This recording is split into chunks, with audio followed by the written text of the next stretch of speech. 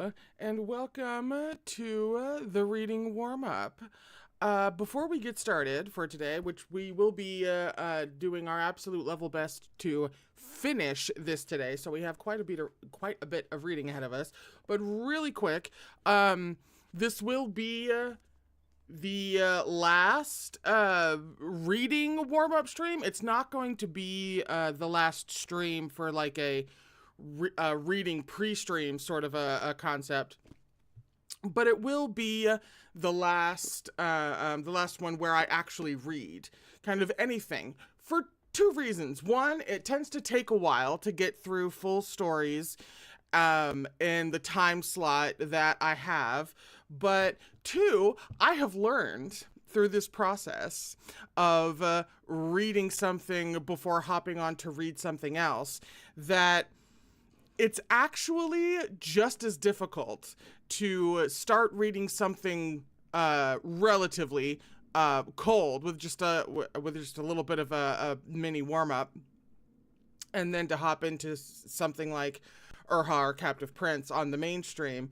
It is just as difficult to start, somewhat cold as it is, apparently, to read something from one author and then hop over to read something from a different author. My brain will get used to the way that Joanna Lindsay writes sentences, and then I have to have a transitional period when I first start reading C.S. Picasso, for example, sentences. And so it all comes about as a lateral move when trying to get the blood flowing and having some fun with you guys before hopping onto a reading stream. So the streams will still happen, but they are going to be more of a book chat situation where we discuss whatever we read on the main reading stream previously. So that's going to be the new vibe. However, we do want to see how this ends, and we are going to barrel right on through the ending to see what happens at the end of Hearts Aflame. So here we go. We're on page 316 for chapter 38. A polished hand mirror sailed at his head when Royce opened the door to his chamber. A silver plate followed. He spotted Kristen across the room, digging through his coffer for something else to throw. You must not be angry, or you would be throwing weapons instead. Oh my god, genuinely funny? Thank you, Royce. Do not tempt me, Saxon. He had kept her locked in his chamber the whole day. She had not eaten. She had spoken to no one. She had lost her temper long ago. He's been starving her in the room all day? That's a choice.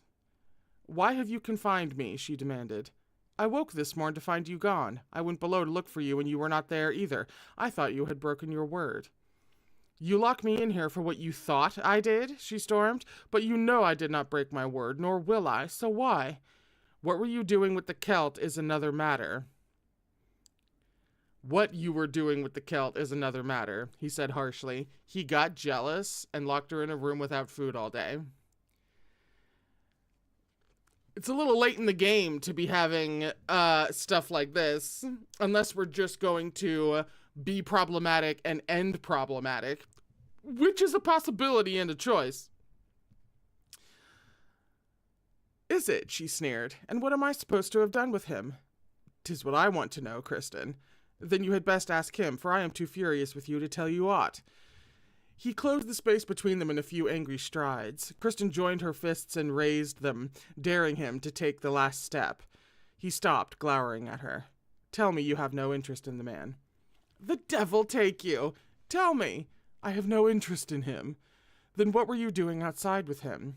Kristen lowered her fists, her eyes widening. Incredulously, she asked, Are you jealous, Saxon? Is that why you struck him? He glanced at the window, realizing how she would know that. But she could not have understood what he told the Celt. He looked back at her, frowning still. What I am is possessive, Kristen. No other man will touch you while you belong to me. So we're all very familiar with this kink in fiction like this. And when you wed and I am gone from here, I will belong to you no more. He grabbed her arms and gave her a rough shaking. You will not leave me, Vixen, ever. Now tell me what you were doing with the Celt. We're just off to a banger start. The anger had gone out of her with the realization that he really was jealous. Jealous of her. What an extraordinary concept that was. She launched into a few white lies she hoped would appease him. I did not, Royce. I could not sleep, so I went for a walk and waited to watch the sunrise. When I noticed I was not alone in the yard, I came back inside. The man followed behind me. He said a few words to me at the door, but I did not understand him. I do not know what he was doing outside. You will have to ask him that. 'Twas probably no more than he was seeking fresh air, as I was. Less harshly, more as a grumble, he ordered, I do not want you outside at night, Kristen. You had not forbidden it, my lord. I do now. Then the next time I cannot sleep, I will be sure to walk only in the hall so that I wake everyone, she replied sarcastically. He smiled at last. You can wake me instead, and I will see that you have something to do other than walking. She would have given him a wicked reply if a timid knock had not sounded on the door just then. Megan peeked around the corner after Royce's terse command to enter. Alden said I should tell you anger breeds anger and violence breeds misery. What does he mean by that, Royce? Kristen burst into laughter, seeing Royce's look of surprise. Oh, clever, that cousin of yours, my lord. Did he think you meant to beat me, or that I would have clobbered you? She laughed even harder when his green eyes stabbed her. And he sends your sister. Aye, he is very clever. Come in, sweetling. Your cousin Alden was just playing a silly prank to send you up here, but you are welcome. Megan moved to Kristen's side, whispering, I thought Royce was angry. And you came anyway to deliver your message? How brave you really are. Royce made a snarling noise deep in his throat as he looked away from them. Megan's eyes rounded alarmingly. Kristen could have kicked him for frightening the child. Pay no attention to him, Megan. He growls like most men growl. It means not. Kristen, Royce began warningly, glancing sharply back at her. Shush, she retorted. I am giving your sister a valuable lesson. You see, sweetling, you do not have to be afraid of men when they are angry. What are they but a little bigger than you? Men's eyes traveled up the length of Royce, and Kristen grinned. Well, there are a few exceptions. But you take your brother here for an example. He was angry, and so was I. He shouted at me, I shouted back at him. And we both feel better for it now. That's certainly the way some people work through things, I will say.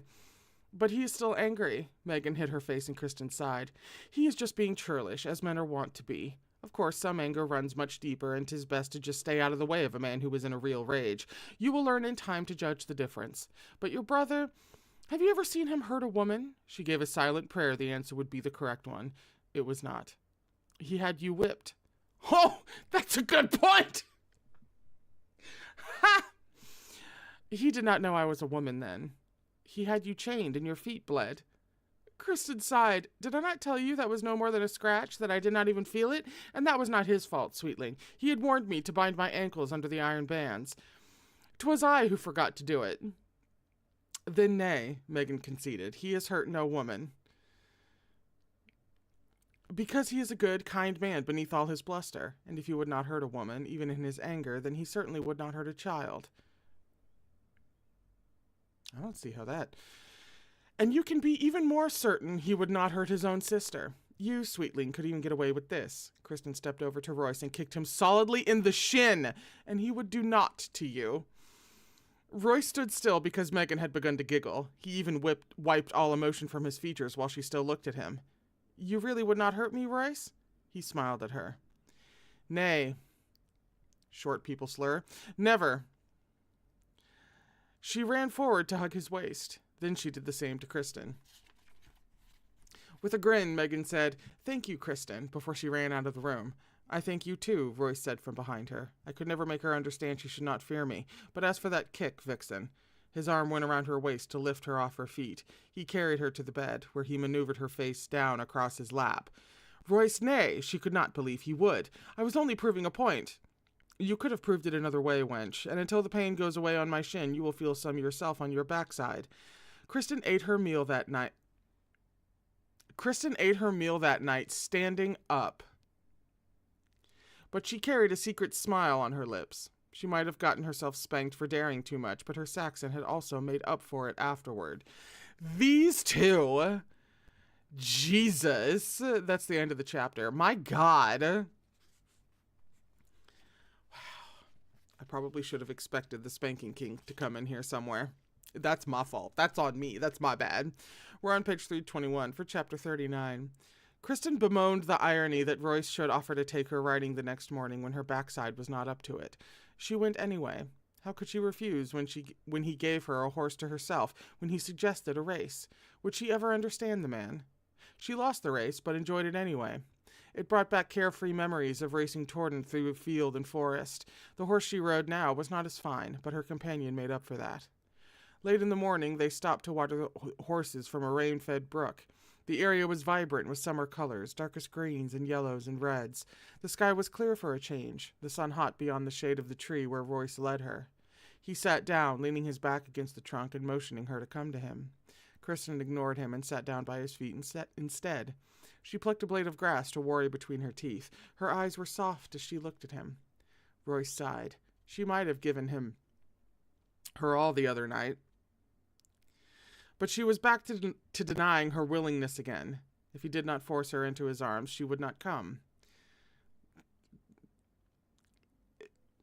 You know. I thank you for the ride, my lord. He shrugged off his generosity. Thorolf was right. You are used to riding. You do it well.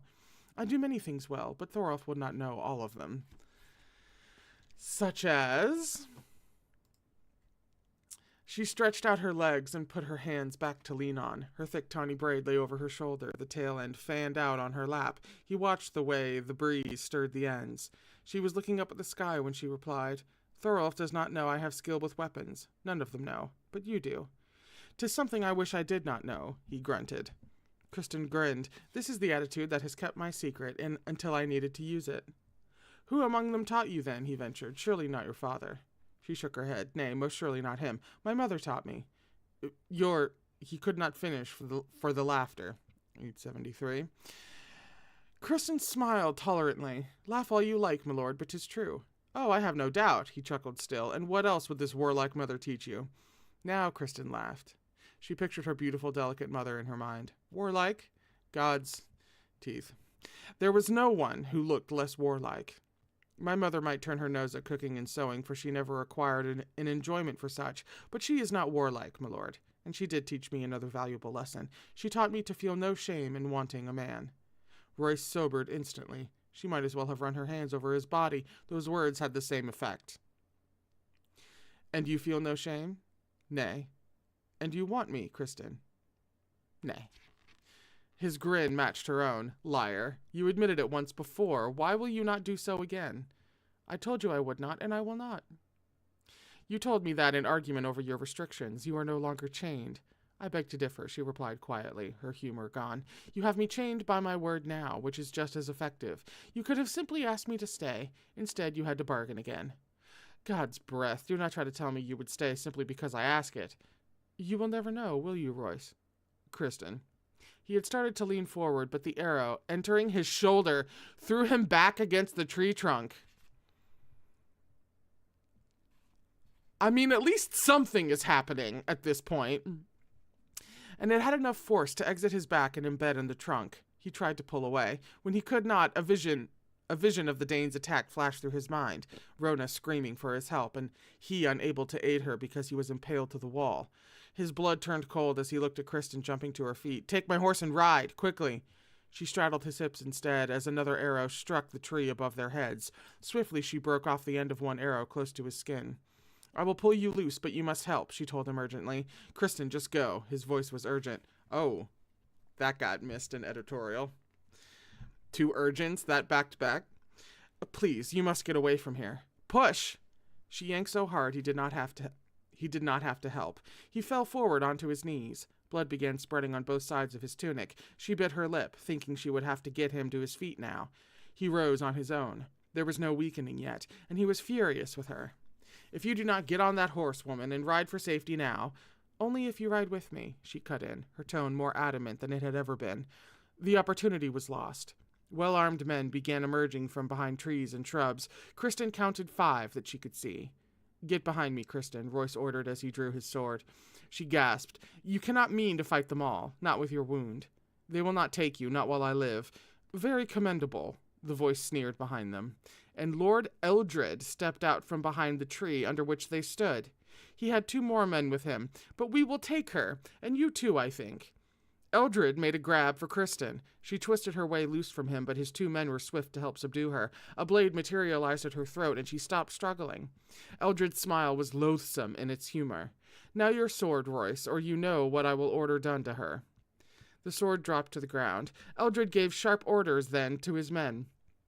Kristen flinched as her hands were gripped together in front of her, and a rope was wrapped around them. She watched helplessly as the same was done to Royce.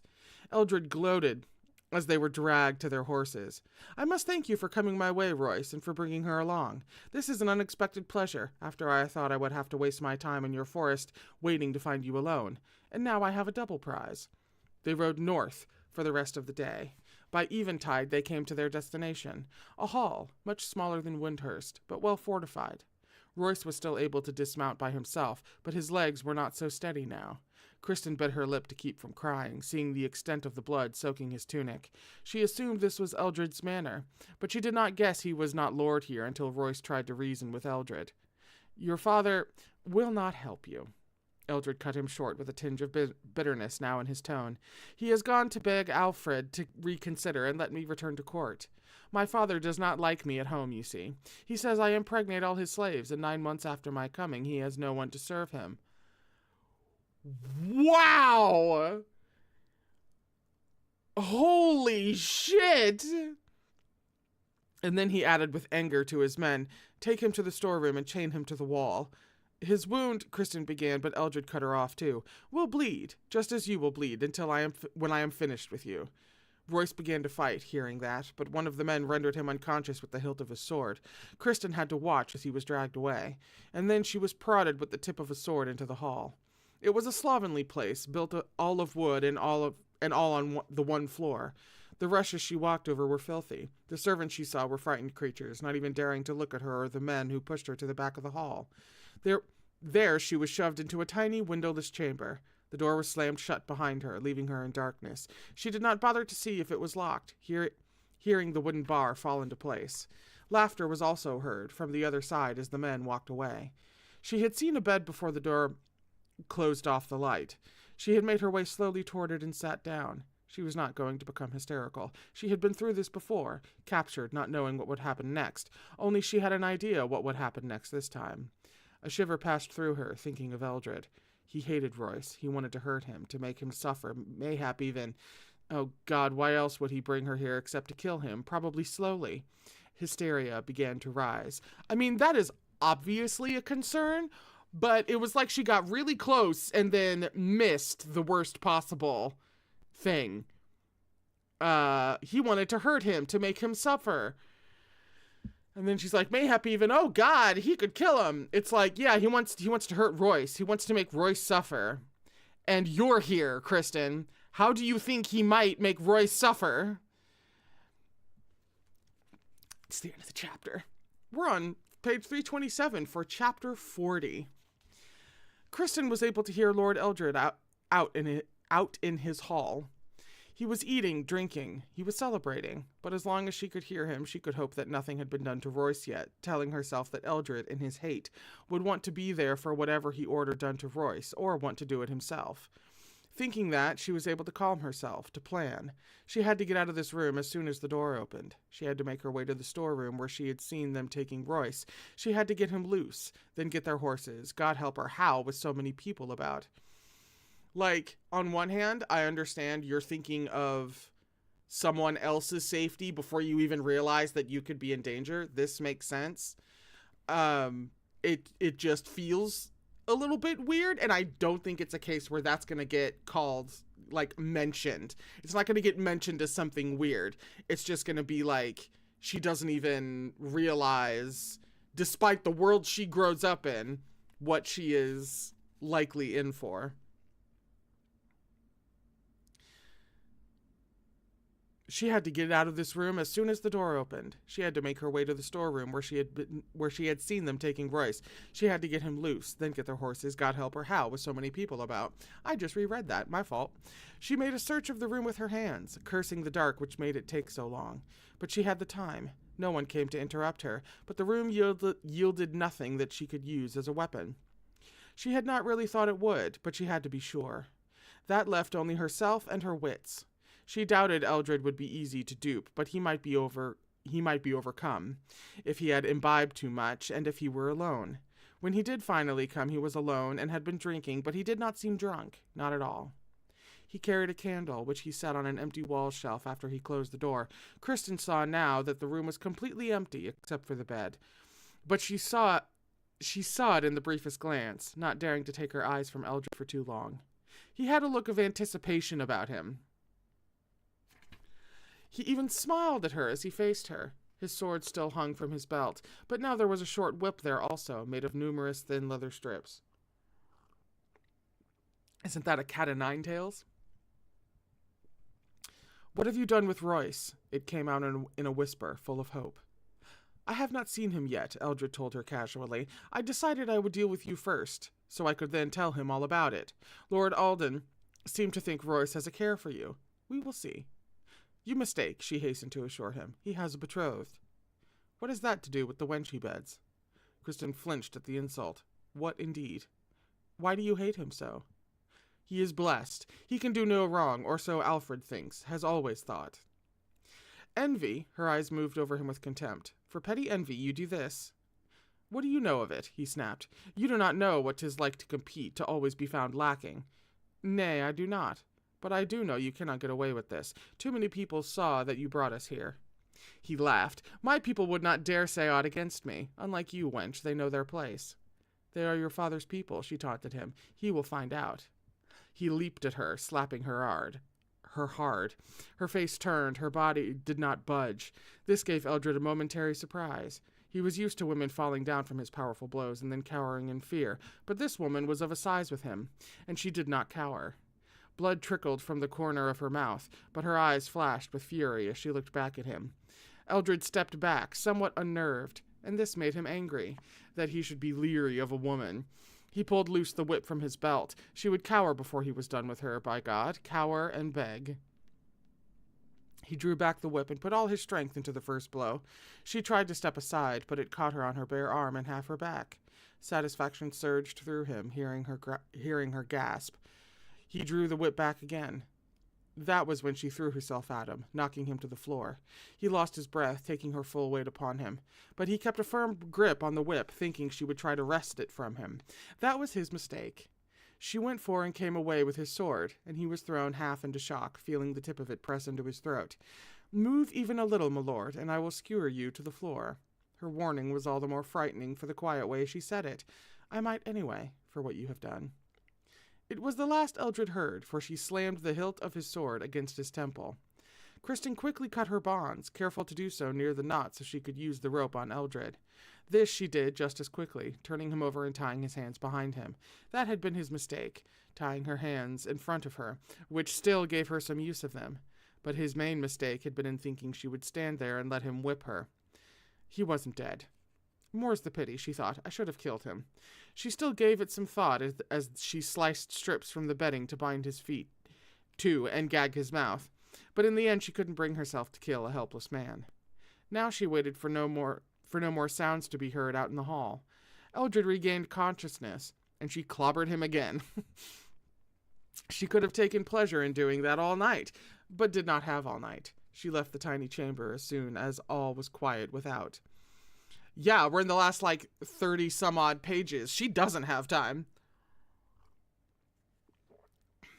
A single torch burned on the other side of the hall. The servants were all sleeping, their pallets lining the walls. Kristen walked straight to the entrance door without pause, her breath held, her heart pounding. No alarm was sounded, but there was a guard outside the door, one of those men who had captured them. The man was as surprised to see her as she was to see him. She was too accustomed to a lack of sentries at Wyndhurst. Eldred must have more to fear, or he expected trouble after what he had done. The man was even more surprised when he saw the sword she carried. He made to draw his own, but she had the advantage of having hers in hand already. She pierced him before he could defend himself. There was no time to waste now. She ran toward the storeroom and threw the door open. There was another guard inside who woke and started to rise. She gave him a taste of the sword hilt too, and he slumped back down. Royce was indeed chained to the wall, both hands stretched out a little above his head, supporting his full weight. His wound had bled more. The red stain ran in a path clear down one leg. His head was bent over on his shoulder. She could not even be sure he still lived. She found out, running to him, taking his head in her hands. She patted his cheek, harder, harder still, until his eyes opened. Relief paralyzed her. How? It was his only question. It brought her back to her senses. She ran back to the guard, searching for the key to his shackles. Over her shoulder, she said, "I wounded a man, mayhap even killed him. Will your Saxon law punish me for it?" Her fingers finally closed over the key, and she hurried back to Royce. He was shaking his head at her. "Is that all you are worried about?" "I do not know how your law works," she replied tersely. "I only know that by your law I was wrong the last time I defended myself. Am I wrong this time to try to leave this place any way I can?" I do love whenever Kristen gets to be particularly that way. He started to laugh, but choked it off when it hurt. "Nay, you have done more than I could have hoped for." "Good," she smiled at him, unlocking his wrist manacles. "Now let us be gone from here, my lord." I must say, for 1987, kind of baller that she's the one doing the grand rescue of him, although we're not at the end yet, so we might still get, a big damn hero rescuing the damsel. Moments that I love as well. That's like no judgment, but I'm saying at the very least, for 1987, this is a nice moment. But Royce sagged to his knees when he was completely freed. Seeing how weak he was, Kristen quickly ripped off the hem of her gown. Dividing it in two, she stuffed it inside his tunic, front and back. They would have to ride hard, but he could not afford to lose any more blood. But she could not bandage him properly now, either. She could only pray that he could ride. It was slow going to the stable, with her having to support Royce. As heavy as he was, it was not easy, even for her, and then she had to let go of him to take care of the guard in the stable. Royce was stretched out on the ground when she came back to him. She felt like crying then, but forced him back to consciousness, forced him back to his feet, and forced him to garner the last of his strength to mount his horse. "How do you propose to get through the gate?" "Let me worry about it," she answered. Worried she was. She led his horse and her own, walking the distance across the quiet yard. The gate was high and wooden, with a long, heavy bar across it. There was a narrow platform above, off to the side, with a guard there, sitting with his back to the wall. He was asleep. Kristen carefully mounted the ladder to him and saw that he remained asleep, then hurried down and threw her weight into lifting off the heavy bar. It was indeed heavy. She could not manage to lower it gently to the ground, but had to drop it. The noise slammed through her. She looked about, expecting to see a legion of armed men running toward them. Her heart nearly stopped when she did see one man, a serf, step out from the stable. He yawned and went back inside. There was another in the doorway of another building. He just stood there, watching them. Relief soared as she realized they were not going to sound any alarm. They were apathetic, uncaring, and not willing to stir themselves for their lord. It was fortuitous for her and Royce that Lord Eldred had such loyalty in his household. Kristen nearly laughed at the thought as she pushed the gate open and then grabbed up the reins of Royce's horse before she leaped onto her own. They rode swiftly through what remained of the night. They were captured, transported, imprisoned, and then made their escape in like 10 pages or some shit, like a single chapter, because that was the end of the chapter. We're on page 333 for chapter 41. Kristen was exhausted and beside herself with worry. Royce was using the last of his strength just to stay on his horse. She had stopped once to pat his shoulder again, but he had lost so much blood, too much. He slumped over his horse now, barely conscious. Not even sight of the walls of Wyndhurst could abate her worry. Dawn streaked the sky, and they had been seen approaching. The gate was being opened. Men were rushing out. Another group on horseback had spotted them and came from the woods. Soon Royce could rest and be tended properly, yet the nagging fear would not let go that it might not do any good, that she had helped him so inadequately that he was going to die anyway. She cried out when he fell from his horse. She leaped from her own mount and ran to him, lifting his head from the ground. His eyes were open, but he seemed dazed. Must have fallen asleep. Oh, God, he did not even know what he was saying. Her heart cried, seeing him this weak and helpless. She was not aware that tears streamed from her eyes. Granted, medicine being a bit different and more rudimentary in 873, this is a serious injury. But unless it gets, infected, it's a shoulder wound. It hasn't hit anything You know, like there are ways to patch up a shoulder wound. Maybe she is just worried that it's going to be infected, which is valid. Why is there a fly bugging me? Hello. Hello. Be quiet, Royce. Be still. They will be here in a moment to help you. His eyes found her face. Will you at least admit you want me, Kristen? God's teeth. How could he think of that now, when his life's blood was draining out of him? Kristen, I want you. I swear I do. Have you come to love me? A little. She did not hesitate. That too. One hand rose to slip behind her neck and pull her face down to his. His lips were warm and dry on hers, gentle, but only at first. Out of her misery came the realization that there was too much strength in the hand holding her, too much passion in this kiss. She pulled back, her eyes narrowing as she saw him grin at her. You're not dying. Did you think I was? Oh, unfair. She nearly hit him, especially when he began to chuckle. Instead, she got up and stalked away. Wow. Wow. Like, on brand for them. But still. It had taken more than a paltry wound to weaken Royce. He stayed to his bed no more than 4 days. In a week he was about his full duties again, and after 2 weeks his wound gave him only an occasional twinge. It's been another 2 weeks now, thank you. He had dealt with Eldred not as he wanted, but as Alfred's current policies dictated. He had simply informed the king of Eldred's perfidy. Nice. It was nearing the end of summer when he learned that Eldred had panicked, fearing retribution, and flown north, seeking refuge with the Danes. His body had been sent home to his father. When Royce told Kristen this, she had simply shrugged, remarking that such a petty lordling was like to come to a bad end. She brought very little emotion to bear on the matter. She had been angry with Royce, the more so when she realized he had deliberately refrained from helping in their escape. In no uncertain terms, she told him what she thought of his deception, yet he could not be sorry he had taken that opportunity to test her.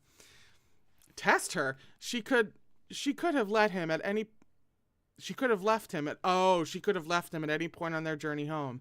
Instead, she led him to safety. That meant more to him than he could say. I feel like we maybe should have seen this get revealed instead of it being summarized like this. And Kristen did not stay angry. She was gentle and teasing with him while he regained his strength, keeping him from fretting over his weakened state. She almost made him wish for more wounds that she could fuss over. It was the exact opposite of what he would have felt if Darrell had nursed him.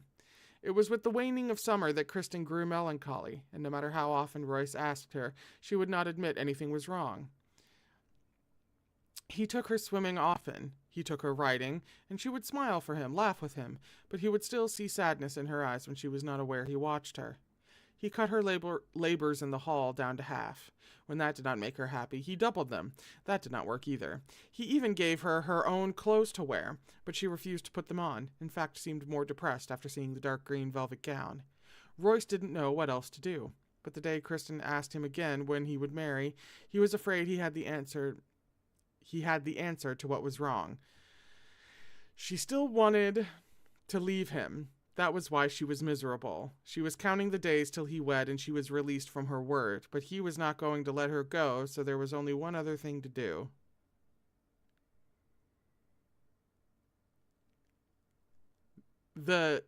Literally, on the previous page, we have the declaration of love, and she finally, admits in a grand love declaration kind of way that she does indeed want him, and that she's ultimately fucking around whenever, she acts like she doesn't. So then it seems like it kind of makes sense from a historical perspective and what Royce should expect from people in these situations, but it also feels incredibly dense. He would have been amazed had he known what really bothered Kristen. It was the time, summer's end, when she and Selig and the others would have returned home from the market towns. if that was where they had gone. The whole summer long her parents would have worried about her, but it would have been with the certainty that she would return. Only now, at summer's end, the real anxiety would begin, with the daily waiting for the ship. And with each day the ship did not come, the anxiety would increase. How could she find happiness here, knowing what her parents must be going through now? She had managed to speak to Selig again. She had begged him to leave, to find his way home somehow, so at least their parents would know she was safe. He refused, not only because he could not leave her, but because he was sure Garrick would tear him apart if he came home without her. Royce tried hard to cheer her. She loved him more for that, but she could not tell him what was wrong, for the only thing he could do for her would be to let her go, and she had a deep fear that he would even do that. She was damned either way. It would destroy her to leave Royce now, yet she ached with wanting her parents to know she was all right, and she couldn't stop thinking about them. Well, sure, you've known him, like a month and some change? It should be, yeah, between that and, seeing your parents again and, confirming that you are not in fact dead somewhere. Equal ground, sure, why not?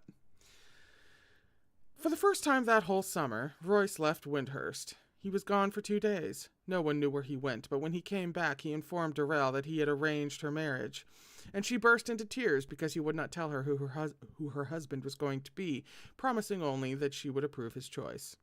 Kristen, for once, could not blame Darrell for crying. She knew she would not have stood for such secretiveness about so important a matter, yet all Royce would do was insist Darrell needed the time to get used to the idea of being wed before she learned to whom. That night in bed, she told Royce plainly, "'Tis unfair, to keep your cousin in such suspense." He chuckled, disagreeing. "You do not know Darrell. At this moment, she will be making a list with her maid of all the men she knows and wondering which one will be her husband. Instead of worrying about leaving here, she will become excited and wondering where she will be leaving to. You do not think she fears your choice? I told her she would approve him, and she knows she can trust in that. She is simply impatient. Will you be impatient too when I tell you I have a surprise for you as well?" That's actually kind of how more functional arranged marriage is supposed to work. It's supposed to be whoever is doing the arranging is supposed to be trusted enough to be like, I trust your judgment. And the person being trusted is supposed to have enough care to take all things into consideration, especially the person, the mutual happiness, as opposed to anything like really opportunistic. Kristen raised a brow. "A surprise you do not intend to tell me about either." He only grinned in answer. "I can be patient, I suppose, if you tell me when you will tell me about it. All in good time." Kristen went to sleep that night in a much lighter mood than she had felt for some time. If Royce had done anything with his secrets, he had managed to distract her from her woes. We're on page 338 for chapter 42. It was a nasty sting, sharp enough to wake Royce from his slumber. His hand came up to swipe the offending insect away from his neck. Fingers encountered cold metal instead, and the sharp point of the dagger pressed more firmly into the side of his neck, warning his hand away. He was not dreaming. He could feel Kristen snuggled close to his left side, one hand resting slack against his chest, and on his right the sting of pain was too real. He could not see his assailant in the dark, but the man had managed to come stealthily into his chamber to threaten his life, and since no one of Wyndhurst would do so, he came to the most likely conclusion. The Vikings had escaped, and if they could get to his chamber, were all dead below. Kristen had sworn there would be no slaughter, that they would simply leave if they could. Had they merely come for her, then? He was not going to let them take her with him. They would have to kill him first, and he realized that would not be so difficult as the situation stood. Can you understand what I say? The muscles in his chest tightened. The husky whisper was indeed clear to him. No Viking tongue, but a Celtic one. Galen! Nay, the voice was not deep enough. The Vikings had not escaped then, but just as bad the Celts were raiding again, and they dared come into his hall this time. Answer, Saxon. Still a whisper, but angry now. Aye, I understand you. Good. The pressure of the dagger slackened, and then the blade was lying across his neck, where it would only make the slightest jerk to sever his jugular. He could not move yet. He had to lie there and accept what came next. Anger rose from such impotence. State your demands, he hissed. Easy, Saxon, the whisper warned. I come for answers while they still fight amongst themselves. I am not so quick to judge until I know all the facts. Royce frowned in the dark. He could make no sense out of what had just been said. He could hear no fighting. In fact, he heard nothing but their own breathing. The hall was as quiet as it should be in the middle of the night. All either still slept or were dead. Who? The blade drew blood, silencing him. Kristen stirred at his side. He tried to relax the arm she lay on. He did not want her waking to this. I will ask the question, Saxon. You will answer truthfully if you value your life. This made less and less sense. What knowledge could he have that would interest a Celt, and who was fighting amongst themselves? Royce said quietly, I will tell you whatever you want if you let the woman go. Let her go? It was said in surprise, but he was not prepared for what the Celt said next. 'Tis my daughter you sleep with. Has your Saxon church given you this right? Royce closed his eyes. He had not heard right. He couldn't have. Kristen's father was no Celt. Impatiently the voice continued. 'Tis no question that requires thought, Saxon. Either you have the right from your church or you do not. I do not. Then has my daughter given you the right? Royce felt like laughing suddenly. This was so unbelievable. Yeah, it was. I think you have made a mistake. 'Tis no Celtic wench I sleep with. The blade pressed again against his neck. I have not much time to learn the truth, so do not waste it with evasions. Kristen is my daughter, and I make no mistake in who you are. The whisper was gone. She spoke in a clear, husky voice. A woman. Royce said incredulously, You are her mother? God save me, who the devil did you think I was? Not a woman, he growled. Kristen could not sleep through that. Royce, what? Be still, love, or this blade I hold to his neck is going to slip deeper. Mother, oh God, is it really you? How... Kristen, be still, Royce added his warning. As she sat up, shaking the bed, the more blood trickled down his neck. What blade? Kristen asked, and then cried in alarm. Oh, nay, mother, do not hurt him. Really? Wow. She was like, now that this author was like, now that I've wasted my time doing all these other things that didn't need to be as long or drawn out as they need to be, I really need to wrap this up quickly. So how can I Deus Ex Machina this?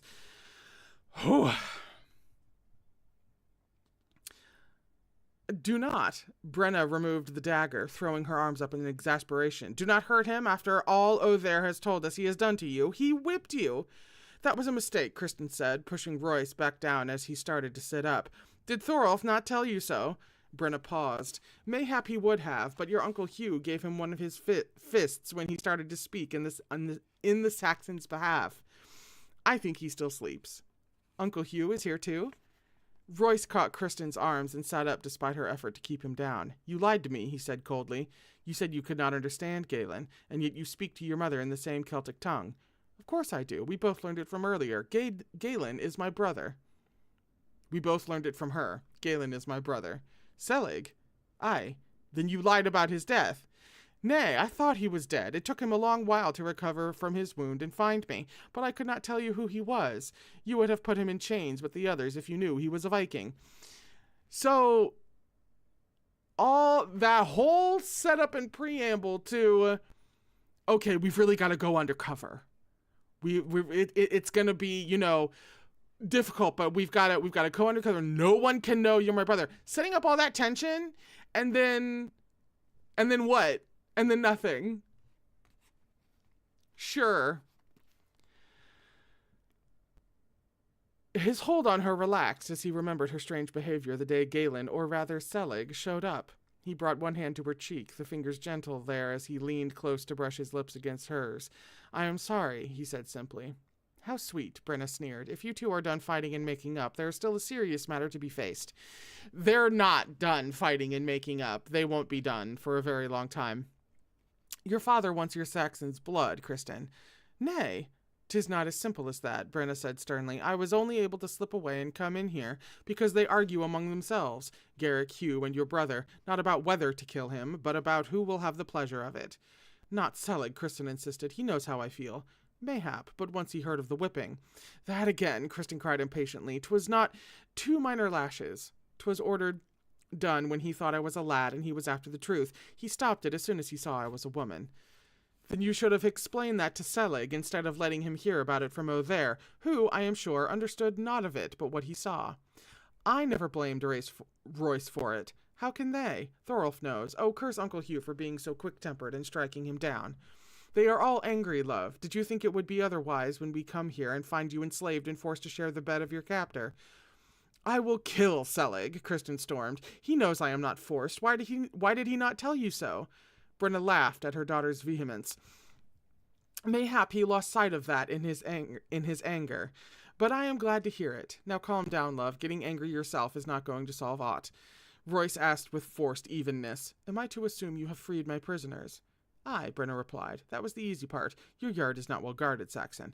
The patrol in the woods. Taken. You mean killed. A few were. It could not be helped. Your guard on the gate also. The only reason we withdrew outside your walls without taking your hall is that you have Kristen inside it. You have the upper hand as long as you hold her, but they will not go away, Saxon. My name is Royce, he said curtly. And mine is Brenna. And if we have come to first names, then let me tell you, I could have killed you while you still slept and taken my daughter out of here to safety. Your men apparently want my blood, he returned angrily. Why not you as well? I did think of it. Mother, Kristen protested. 'Tis true, love. As God is my witness, I wanted to see him and all his people dead. I finally understood, after all these years, how your grandfather felt, and why he sought revenge against my people for what had been done to your father when he was captured in a raid. I came here for revenge myself, just as Anselm did when he captured me. But how did you know where to find us? Ivar's wife. You know what a warrior she is. Sorry, that's just such a... I've heard that exact phrase and reasoning, Reginald, for being like, well, how could you possibly know? It was like, well, you know what a warrior your blah, blah, blah, blah, blah is. Ivar had told her what they planned, and long before the ship could be expected back, she came to Garrick and confessed all. But we thought we came for naught when we found Juro Monastery only a ruin. We thought the men had succeeded in the raid and we had left home too soon, that you were probably there now. We were making our way back to the ships. More than one ship, Royce interrupted. 3, Brenna replied. So if you were thinking about fighting us, do not. We came prepared to fight with over 100 men. Christian found his hand. You would not fight my father, would you? That's your He only grunted in answer. Brenna made a sound very like it. He may not have a choice, Kristen. Nay, there will be no fighting, Kristen insisted stubbornly. She scrambled out of bed, pulling the sheet with her. Mother, oh, God's teeth. I wanted to see you, Mother. Stay where you are. She swiped up a candle and left the chamber to find a torch to light it. Royce reached for his clothes, then proceeded to calmly put them on. You said why you wanted to kill me, Brenna. Now tell me why you did not. Because I was captured and enslaved once myself, yet I came to love the man I was given to. Garrick is my husband. He has come here not as a Viking, but as a father, and 'tis the father you will have to deal with. I could take you now, he speculated, strapping on his sword. I would then have 2 hostages to bargain with. There was soft laughter from across the room. I would not try it. He said nothing as Light moved toward the door. A moment later, Kristen appeared, shielding the candle with her hand, with the sheet drawn over her shoulders and around her. Oh, Mother, put that down, Kristen chided. He is not going to attack you. With Light now, Royce was staring at an evil-looking crossbow trained on his chest, and it was not even one of his own. Brenda had brought it with her. Brenna. Can you imagine if her name was Brenda? Brenna had brought it with her. He began to laugh at his own foolishness and underestimating the woman. He would have been in for quite a surprise if he had tried to disarm her in the dark. Kristen scowled at him, seeing his hands on his sword hilt. He grinned at her, putting both hands up in surrender, and then he watched as mother and daughter were reunited, Kristen running into Brenna's outstretched arms. But it was Kristen who towered over her mother. Royce shook his head, amazed. How could this woman be Kristen's mother? She was so small, so petite, her slender form molded snugly in a black velvet gown. Long raven hair was braided down her back, and tender gray eyes moved over Kristen's face as she held it cupped in her hands. Her coloring was that of the brothers, which could only make him assume Kristen took after her father, and yet her face was so like Kristen's. But, God's breath, she did not look old enough to be a mother. The woman was beautiful. You did not explain... Did we really need a whole last paragraph of Royce realizing that Kristen's mom was hot? You did not explain how you found us here, Kristen was saying. 'Twas Perrin, making a wide circle of this area, who found this place today, and saw the men working in the yard. We withdrew to the forest to await night. So, they went for the place that they thought they were going, and then just kind of happened upon the place where they actually wound up. Sure, why not? There's like 15 pages left. They've got to wrap this up somehow.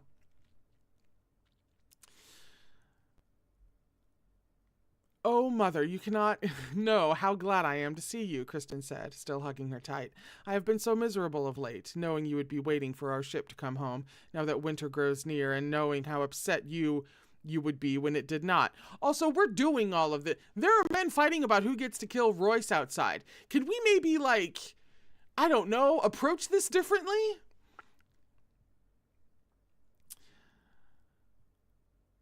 I have been so miserable of late, knowing you would be waiting for our ship to come home, now that winter grows near, and knowing how upset you would be when it did not. That is why you have been depressed, Royce said incredulously. Well, that and the fact that Royce is still slated to get married. I would kind of give this book brownie points if they're just like, yeah, Royce still gets married because that's like a whole other deal, and then she's just going to be the mistress for the rest of their lives, and that's a happy ending. I would honestly give them brownie points. We know that's not how it's going to end, but I would give the book such major brownie points if it did that.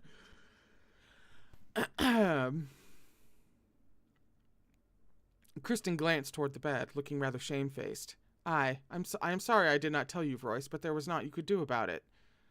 You still communicate. You know what? I thought, never mind, he said testily. Next time, tell me and let me judge whether I can help or not. There is no more time to waste with questions of your own, children, Brenna said matter-of-factly. You must answer mine, and quickly. Will you marry my daughter, Royce? Mother, Kristen cried, you cannot ask him that. I must, Brenna insisted. I must have something to appease your father with, although it may be too late to matter. I will not have a forced marriage, Kristen said stiffly, and he has a betrothed. He cannot marry me. Brenna looked to Royce with raised brow. He smiled at her. The betrothal she mentions has been broken. What? Kristen gasped. When? When I was gone those 2 days, I went to Redwood to speak to Corliss's father. He was not too disappointed that I did not want his daughter, when I offered Darrell for his son, Wilbert, instead. That's who he arranged the marriage. Why didn't I see that coming? Oh my God, why? Why didn't I see that coming? This was the surprise you said you had for me. Nay, your own wedding was the surprise, though I was not sure you would agree. You were tricked into admitting you love me, and I have not heard you say it since. You really meant to marry me? I. Oh, Royce, she threw herself at him, knocking him back onto the bed. Then you do love my daughter, Brenna interrupted their kiss. Mother, Kristen rolled over, God's teeth. I have heard none of this before, and now I must hear it in front of you, and by coercion. Is that any way? Be quiet, love. Please. I have no time to cater to your sensibilities. 'Tis no fault of mine if he has not told you until now, but I will hear him say it. Royce said it. I love her. It means not when you are forced to say it, Kristen grumbled. He caught her chin, bringing her eyes to his. Do you really think I could be forced to say it, Vixen? I love you. Behind him, Brenna chuckled. Your father came just as late to admitting it, Kristen. Kristen was smiling quite bemusedly. She did not even hear her mother, but Royce could not ignore Brenna's presence, no matter how much he wished her gone at the moment. Soberly, he said, And now what? Now I have my answers. I will leave as I came, and hope I can talk some sense. Brenna! Royce saw both women cringe at the sound of that booming voice Brenna! Royce saw both women cringe at the sound of that booming voice outside the window. It raised the hairs on his own neck. God save us, I knew it was too much to hope he would not find me gone. Brenna, answer! Garrick bellowed again. Your father, Royce ventured. Aye. And he speaks the Celtic tongue, too. I told you his mother was Christian. She was a Celt. Brenna cut in sharply. You had best make haste below, Royce. Garrick has no doubt awakened your men. See they do not leave the hall armed, or they will be cut down.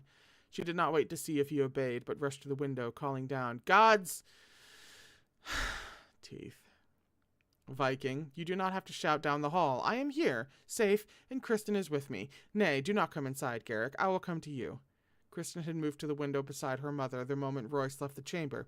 Torchlight illuminated the whole yard below, and what she saw were more than 100 Vikings, helmeted, armed with sword and axe, and ready to storm the hall. She could only pray Royce would not call his men to arm. They would not stand a chance. I mean, the lack of character agency in this finale is pretty damn wild. And like, oh no, I guess instead of having a resolution to any kind of character arc and having to learn anything or put anything we learned into practice or kind of anything really like that. We can just say we love each other and get married now. Because who needs that? Am I spoiled? I demand both, you know? You can have your flight of fun, fancy, romantic fantasy, but I also, I also want a good story. I want both. I want character arcs. I want satisfyingly completed character arcs, as well as flight of fancy romance. That was not what people wanted in 1987, though. I mean, hell, plenty of people obviously still don't want it, but like, it was kind of the only thing to be had in capital R romance back then. Not totally, obviously, but close. We're on chapter 348. We're on chapter 43, page 348. I think there's literally 10-15 pages left. I am already late. All right. Since they are already speedrunning this, okay? They're already speedrunning the end of this. So, Jesus Christ. Also, given at the rate they're going, okay, there's literally 14 pages left. Listen. All right. The end is when they just met I'm literally going to skim these last 14 pages because we all know where it's headed at this point. So, blah, blah, blah. And they seem to be as super fast as she keeps trying to resolve this. There's also like weird things that they're hanging on. Like, you only have 14 pages left. We don't need a page and a half of the minutia of, well, I said this and then I thought that, and so let's go out and do this, and do we need to? We don't need all that. But then also, like, why? It's very confounding. Blah, blah, blah. Thorough, you can't mean it. Let me speak to him. It's morning, and it's all quiet in the hall. Nice, you don't look but yourself. She had to say it as a jarl. Your uncle is in command. He has the final say. And your father has chosen unanimously, the feeling being he bears the most enmity against the Saxon because of your involvement.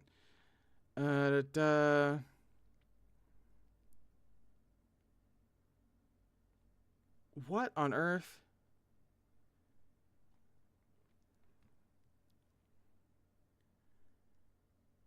Oh yeah, this is like the bargaining thing.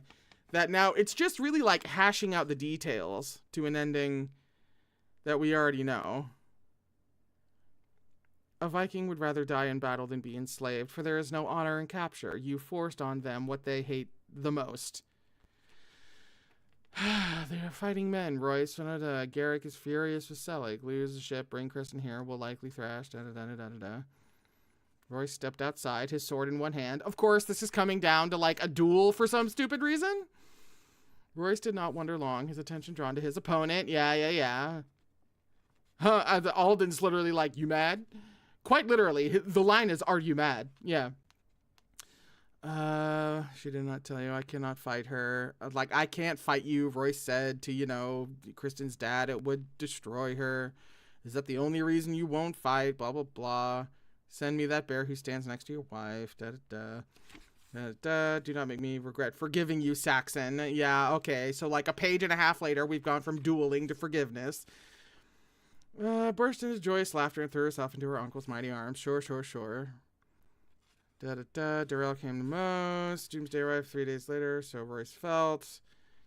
Seconds before that her father was coming, and then Garrick Hardrat appeared in the doorway, filling in with his huge frame. So now we are simultaneously speed running and dragging out this ending. He managed to understand the at least I don't have to prove myself this eventide. She smiled in earnest, now coming toward him. Oh, and now we finally get, yeah. So now is the final lovely moment as we have, I guess, settled things with the family and are now, it's like, now we're getting married because everything has been magically resolved, but we had to go on for another 10 pages for some reason. Oh, she's putting on the dark green gown, finally. They've waited nigh a week for this wedding, so yeah, they're literally getting ready to just, like, walk down the aisle. Surely you are not suggesting. Oh, of course, no. Dare we make them wait for our wedding a little longer, because we have to bang it out first. Surely you are not suggesting da-da-da-da-da-da. And then, can I, her hand on the back of his neck, drew his lips back to hers. Then mayhap I will, my lord. Oh yeah, hey, I jest, Vixen. But you could change my mind. I'm just kidding about banging it out before our wedding, but, like, this is really like the ha ha ha JK, unless? And she's literally like, unless, and that's literally, yeah, you could change my mind. Oh, then mayhap I will, my lord. Mayhap. And then they banged it out before their wedding. Wow. That's the speedrun ending of that. I am late to go finish Princess Gambit. Oh, I'm finishing both books today. That was it for Hearts Aflame. Wow. Okay. We just abandoned all. And see, I guess that was the thing. She built it in the beginning like there was going to be actual, like, character arcs and character development. It feels like all of a sudden, it feels like her, because this wasn't the first book she did, so it feels like her deadline came up. Like, she had done all of this work on maybe, like, the first half, and then they were like, actually, we need it 4 months earlier than we told you. And she was like, shit! That's what it feels like. So, strange. Very strange. It was still a journey reading through all of this with you. I hope you at least had some fun. It was definitely like a blast seeing these problematic straights do absolutely nothing to improve their behavior or fix themselves. Or really their relationship much, which is just the most straight thing that could have happened, actually. So that's it for Hearts Aflame. Thank you for tuning in. I hope you join me if you're part of the main reading streams and such. I hope you join me for the different book chats that now will serve as like the discussion videos for stuff as we read, and that'll be starting with the third book in Captive Prince. That'll be starting with King's Rising. So hopefully I see you over there. Thank you so much for tagging along, and I will see you for whatever I read next at you, whatever that happens to be. Please take care of yourself.